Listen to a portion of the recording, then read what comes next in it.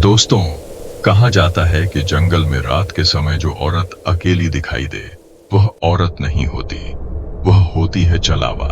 रमेश एक छोटे से गांव में रहने वाला एक साधारण युवक था। उसके गांव के बाहर एक घना और डरावना जंगल फैला हुआ था, जिसके भीतर जाने से हर कोई डरता था। गांव के बुजुर्ग अक्सर कहा करते थे, सूरज ढलने के बाद जंगल का रास्ता मत लेना, वहां चलावा भटकती रहती है। लेकिन रमेश इन बातों को सिर्फ अंधविश्वास समझता था और कभी इन पर विश्वास नहीं करता था। एक रात रमेश शहर से देर से लौट रहा था। घर पहुंचने के लिए जंगल का रास्ता सबसे छोटा था। रात के ठीक 12 बज चुके थे। तेज हवा चल रही थी, पेड़ों के पत्ते अपने आप हिल रहे थे। तभी अचानक रमेश की साइकिल रुक गई। रमेश की नजर सामने गई। जंगल के बीच एक औरत सफेद साड़ी पहने खड़ी थी। उसके बाल खुले हुए थे और सिर झुका हुआ था।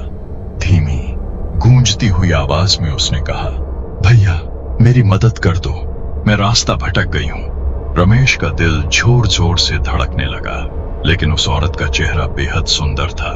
रमेश बोला, आप गांव चलिए, मैं आपको छोड़ देता हूं। औरत हल्के से मुस्कुराई, लेकिन उस मुस्कान में कुछ अजीब सा था। जब वह औरत साइकिल पर बैठी तो रमेश की नजर उसके पैरों पर गई। उसके पैर जमीन को छू ही नहीं रहे थे। रमेश ने डर के मारे आंखें बंद की और फिर से देखा।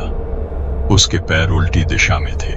तभी उसे गांव के बुजुर्गों की बात याद आ गई, चलावा के पैर हमेशा उल्टे होते हैं। डर के मारे रमेश वहीं रुक गया। औरत ने धीरे धीरे अपना सिर उठाया।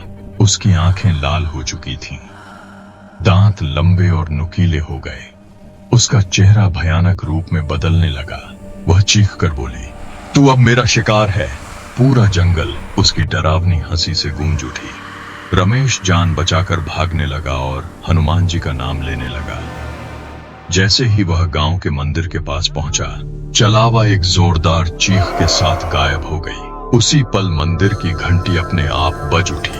अगली सुबह गांव के लोग जंगल गए। वहां उन्हें रमेश की टूटी हुई साइकिल मिली और एक पुरानी कहानी फिर से जिंदा हो गई।